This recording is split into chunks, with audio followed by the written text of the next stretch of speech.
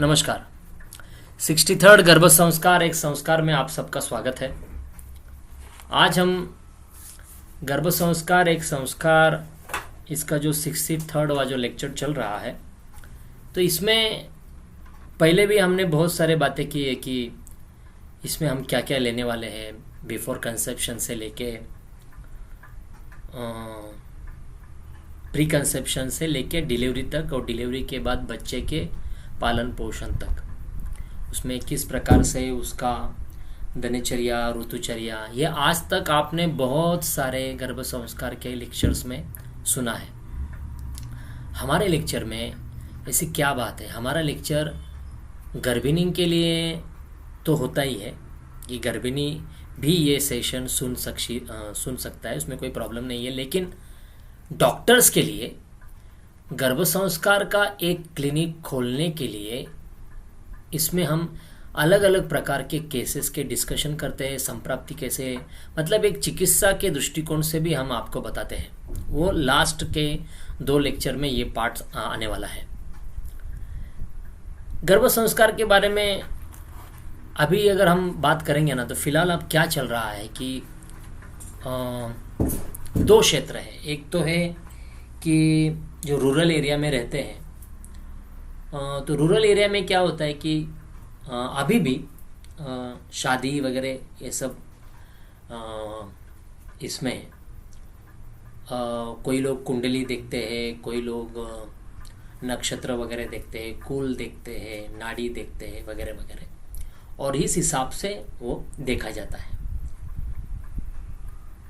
Metropolitan city में क्या करते हैं, वो लोग ब्लड चेकअप कर लेते हैं पूरा, मतलब उनका HB1AC या HBsAg, HIV, ठीक है, जो जितने भी विट्रो जितने भी टेस्ट है, वायरल के जो विट्रो वायरस के जो टेस्ट है वो करवा के लेते हैं कि भाई ऐसी जो आनुवंशिक डिसीज उसको है तो नहीं, फिर उसमें सिकल सेल एनीमिया होगा या और कोई डिसीजेस होंगे, तो वो सब जांच उसमें करवा के लेते हैं। ये अभी मेट्रोपॉलिटन में ये चल रहा है। लेकिन पहले के ज़माने में क्या था कि वो कुंडली देखते थे, फिर वो नाड़ी देखते थे, नक्षत्र देखते थे, कितने उनके गुण ज्वाइन होते हैं वो देखते थे, फिर उस हिसाब से उनकी शादी के लिए उनको तैयार करते थे। अभी मेट्रोपॉलिटन में तो इससे भी आगे चले गए हैं कि अभी दोनों भी इतने स्वतंत्र हो गए हैं कि कोई भी किसी के साथ भी पसंद आ गया शादी कर सकते हैं। 1-2 साल रहो, 3 साल रहो, 4 साल रहो, पसंद आया तो ठीक है, नहीं तो छोड़ दो। अभी इतना फॉरवर्ड जा चुका है क्योंकि स्वतंत्रता ज़्यादा तरीके से मिल रही है। तो इसमें गर्भ रहने के लिए जो तकलीफ है अभी फिलहाल जो उनको हो रही है, इसमें 2-3 कारण महत्वपूर्ण है। एक है कि सही समय पे शादी ना होना, दूसरा है कि जिस प्रकार से गर्भिणी परिचर्या, सूतिका परिचर्या, बाल परिचर्या है, उसी तरह से रजस्वला परिचर्या है। रजस्वला परिचर्या यानी कि ऋतुमती परिचर्या, जिनमें उसको अगर ऋतु आया है, वो 4 दिन का जो ऋतु आया है, उस 4 दिन के ऋतु में उस स्त्री ने कुछ नियम में रहना है। ये नियम अभी फॉलो नहीं होते, उसके कारण उत्पन्न होने वाली बीमारियां, मोस्टली सबसे फेमस बीमारी है PCOD, irregular menses, leucorrhoea and profuse bleeding. ये सारे लक्षण उसमें दिखाई देते हैं। क्यों? क्योंकि रजस्वला परिचर्या जो है वो फॉलो नहीं हुई। ठीक है। अभी एक और कारण क्या है, ज्वाइंट फैमिली में नहीं रहते। अभी वो बोलेंगे ये हमारा पर्सनल मैटर है, मुझे सास ससुर पसंद नहीं है, या हमें अकेला रहना पसंद है, हम एक इंडिपेंडेंट लोग हैं, तो हमारे विचार नहीं मिलते, उनके विचार हमारे विचार नहीं मिलते। अभी सास ससुर जो है उनको लगता है कि बच्चे साथ में रहे, लेकिन अभी उसका कामकाज के दौर में वो दूर जाएगा, हैदराबाद जाएगा, बेंगलोर जाएगा, अमेरिका जाएगा, लंदन जाएगा, जहाँ जहाँ जाएगा। तो हर समय में माता पिता तो साथ में नहीं रह सकते। लेकिन पहले के ज़माने में कैसा था कि जॉइंट फैमिली थी। जॉइंट फैमिली में सभी लोग साथ में रहते थे। एक आदमी जो उस घर का एक ऑर्डर देने वाला था कि उसके हिसाब से घर चलता था। हाँ, लेकिन वो राय सबकी लेता था। खाना क्या बनाना है तो खाना का डिपार्टमेंट का जो औरत रहेगी उसको पूछेंगे कि आज हमें ये खाना चाहते हैं, तुम क्या चाहते हो, वो भी। तो सबका सुन के खुद का राय देने वाला। उस समय में क्या था, ऋतुमती को रजस्राव होने के बाद उसको 4 दिन बाहर बिठाते थे। क्यों? कि वो 4 दिन तुम्हारा शरीर से जो जा रहा है उसको अच्छी तरह जाने दो। उस समय में भी उसको मल नहीं कहा गया था। आज भी उसे मल नहीं कहते हैं वो, ठीक है। लेकिन अगर अनुभव से अगर देखेंगे, उसका स्थान मल के जगह पे है। उसका स्थान मल के जगह पे है। मल, मूत्र और योनि। अभी आप कहेंगे कि कुछ लोग कहते हैं कि वो अगर मल का स्थान है, उसी मल के स्थान से जन्म की उत्पत्ति होती है। तो वो मल का स्थान कैसे हुआ? वहां तो उत्पत्ति हुई, वो तो पवित्र स्थान हुआ, ठीक है। लेकिन उस पवित्र स्थान के शुद्धि के लिए 4 दिन हर महीना दिया जाता है, क्योंकि वहां पे एक जीवत्व की, आत्मा की उत्पत्ति वहां पे होती है। हम आत्मा ही कहेंगे, और वो उसी जगह पे होगा और किधर नहीं होगा। आज भी साइंस इतना आगे गया है, लेकिन इतना आगे जाके भी वो आत्मा को उस जगह पे पैदा नहीं कर पाता। या मतलब हम फर्टिलिटी, मतलब आईवीएफ करके या इंसेमिनेशन करके या बाहर भी आईवीएफ करने के बाद भी, जाइगोट फॉर्मेशन होने के बाद भी, उस जाइगोट को हम ओनली 8 वीक्स तक ही रख सकते हैं। उसके पहले हमें गर्भाशय के अंदर ही छोड़ना है। अभी गर्भाशय को उसको लेना है नहीं लेना है, ये गर्भाशय की बात है। आप समझ रहे? तो वो बाहर हम बच्चे की उत्पत्ति नहीं कर सकते। ये आज भी एक कठिन या एक पवित्र सत्य है। तो जॉइंट फैमिली का होना, उसमें बहुत सारे लोग आपको मदद करते हैं, आपको राय देते हैं।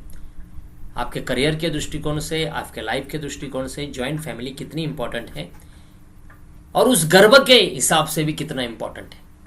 9 महीने उस स्त्री को जॉइंट फैमिली में रहने के बाद उसके माता पिता और भी बहुत सारे लोग आसपास में रहते हैं, जो बच्चे का ख्याल रखते हैं। उसी समय में माता का भी ख्याल रखते हैं, ठीक है। लेकिन अभी न्यूक्लियर फैमिली जैसे बढ़ रही है, वैसे ना रजस्वला का परिचर्या का फॉलोन होता है।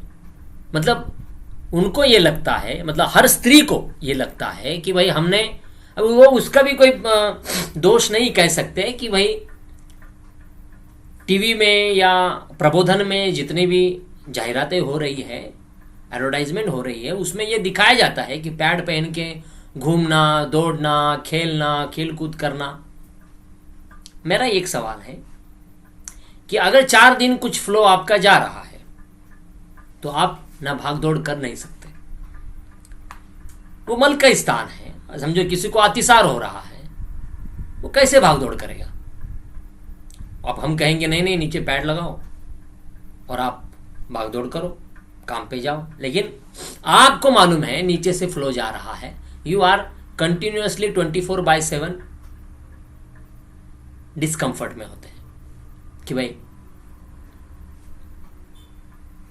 बार बार उसको देखना, कुछ गीला ज्यादा ना होना, वगैरह वगैरह वगैरह।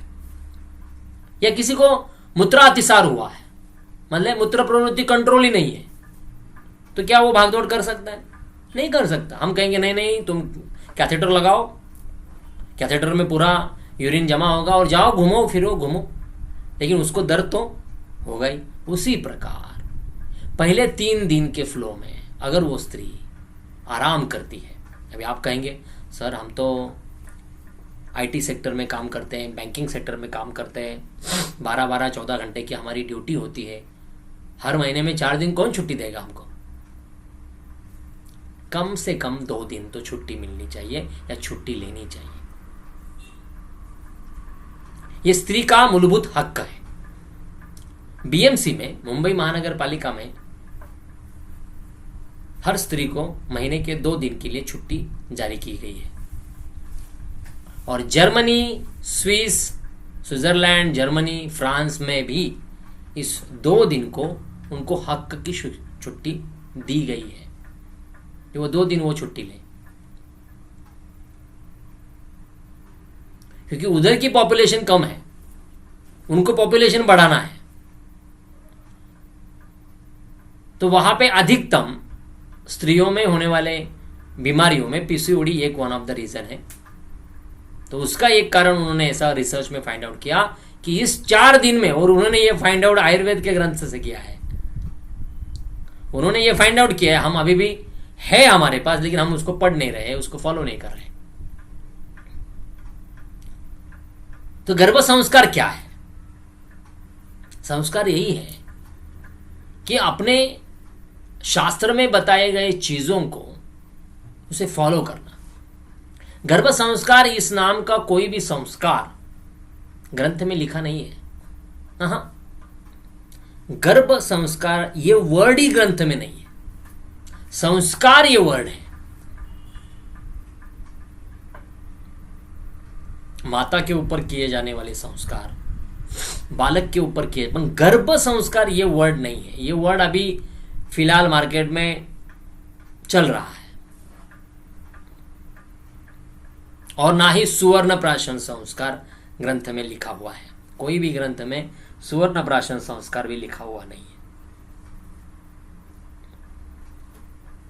लेकिन इम्यूनिटी के लिए हर महीने में राजवैद्य राजा के पास देख कर लिख ले एक बार।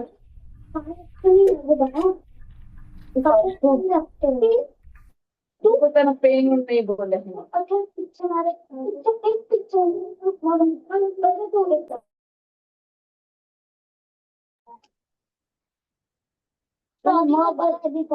माँ बोलू जी की पद्धत तो कर, देख कर लिख। पूजा अगर छोटी छोटी कौन छोटी हमारे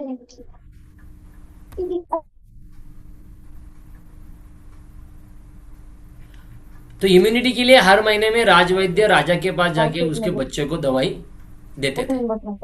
पूजा पूजा माइक बंद करा।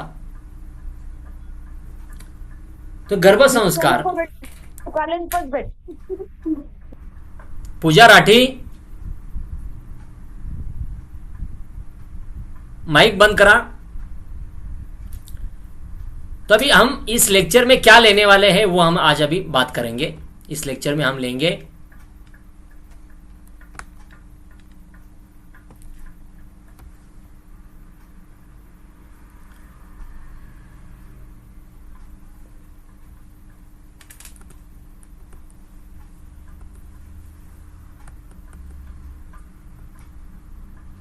गर्भ संस्कार की जरूरत क्यों है। वाई वी नीड अ गर्भ संस्कार। गर्भ संस्कार की जरूरत इसी के लिए है कि अच्छा बच्चा अगर चाहिए हमें, एक उत्तम संतति, वो मेल हो फीमेल हो जो भी हो, एक उत्तम संतति के प्राप्ति के लिए हमें गर्भ की एक अच्छा संतान प्राप्त होने के लिए 4 चीजें बहुत जरूरी है। जैसे उन्होंने कहा है कि ऋतु क्षेत्र अंबु बीजाना, एक अच्छी संतति के लिए। ऋतु मतलब एक हर अच्छा समय होना चाहिए संतति के लिए, और बाहर भी और अंदर भी, बाहर भी और अंदर भी। बाहर माने बाहर का क्लाइमेट कैसा होना चाहिए। मोस्टली मैं हमेशा कहता हूं कि ग्रीष्म और वर्षा में कंसीव करने की कोशिश ना करें। वर्षा में वात प्रकोप रहता है और ग्रीष्म में पित्त का ज्यादा मात्रा में ये तकलीफ होती है। तो हम हमेशा कहते हैं कि इस समय में, क्योंकि ग्रीष्म में जल महाभूत की संचिति थोड़ी कम हो जाती है, तो इसके ये 2 ऋतु छोड़ के वर्षा का भी है, आप अपने पास यहाँ पे कितने 4 महीने हैं वर्षा के, लेकिन पहले 2 महीने जो है जून और जुलाई, ये 2 महीने छोड़ के अगस्त के एंड में, मतलब अगस्त महीने में बच्चा रहने में कोई प्रॉब्लम नहीं है, बच्चा रखने में भी कोई प्रॉब्लम नहीं। अगस्त, सितंबर, अक्टूबर भी अच्छा है। लेकिन जैसा ही वर्षा ऋतु खत्म हो जाता है ना और शरद ऋतु शुरू हो जाता है ना, मतलब कभी सितंबर का एंड हो गया, जून जुलाई अगस्त सितंबर का अंत हुआ, सितंबर और अक्टूबर का ये जो ऋतु है ना दिवाली का, इस ऋतु में फिर से जो आदान प्रदान होता है ऋतु का, एक ऋतु खत्म हो रहा है एक ऋतु चालू हो रहा है, इसमें भी नहीं करना चाहिए कंसेप्शन। फिर कभी नवंबर, दिसंबर, जनवरी, ये 3 महीना बहुत अच्छा है। फिर से फरवरी और मार्च महीना ये जो है ना, ये वसंत ऋतु शुरू होने वाला है, ठीक है, गर्माहट थोड़ी शुरू होने वाली है, ठीक है। तो वसंत जो ऋतु है मार्च महीना वाला, उसको छोड़ दो। फरवरी का 15 से लेके 15 मार्च तक इसको छोड़ दो। जो मैं बोल रहा हूं ना उसको लिख के लेना, ये चीजें पीडीएफ में नहीं है, जो मैं बोल रहा हूं उसे लिख के लेना। ये जो मैं बोल रहा हूं वो पीडीएफ में नहीं है, ठीक है, लिख के लीजिए। और आगे मार्च के 15 के बाद में तो अप्रैल का पूरा महीना, कोई प्रॉब्लम नहीं। लेकिन फिर आ गया मई, फिर मई, जून, जुलाई। मई में रख सकते हैं कभी कभी, मतलब अगर आप मई के महीने में आपका ऋतु अलग है, मतलब आप कहीं और जगह पे हो, पंजाब में हो, हरियाणा में हो, देहरादून में हो, हाँ, जहाँ ठंड है, ऐसी जगह पे अगर जाते हो तो कोई प्रॉब्लम नहीं, वहां पे भी ठंड रहती है, ठीक है। लेकिन ये मैंने आपको Maharashtra, south Maharashtra, south India, हाँ, और थोड़ा सा नॉर्थ इंडिया को समझ में ये दिया है। ये बात समझ में आई? तो गर्भ संस्कार एक अच्छा, उत्तम, निरोगी संतति के लिए गर्भ संस्कार जरूरी है, बराबर। न्यूक्लियर और ज्वाइंट फैमिली के बारे में मैंने आपको बताया कि ज्वाइंट फैमिली क्यों इतना इंपॉर्टेंट है। हमारे पास जब पेशेंट्स आते हैं ना गर्भ संस्कार के, तब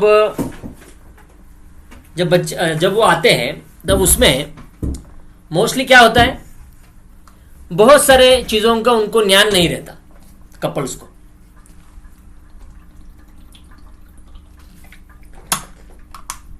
यहां तक कि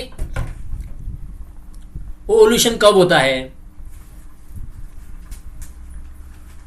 किस समय में कंसेप्शन के डेट्स देने चाहिए। समझो 1 तारीख को महीना आता है, 4 तारीख को महीना गया, वो डेज कैसे काउंट करते हैं मालूम है आपको? ठीक है, ये डेज कैसे काउंट करते हैं, कोई बताएगा? समझो अभी क्लिटा आहात का तुम्ही?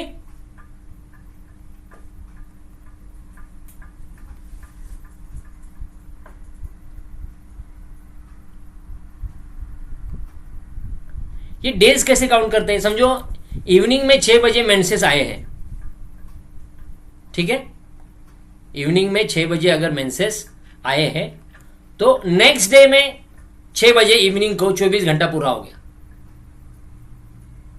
इवनिंग को 6 से दूसरे दिन इवनिंग को 6 को 1 दिन पूरा हो गया, तो नेक्स्ट डे में 7 PM को सेकेंड डे शुरू हो गया।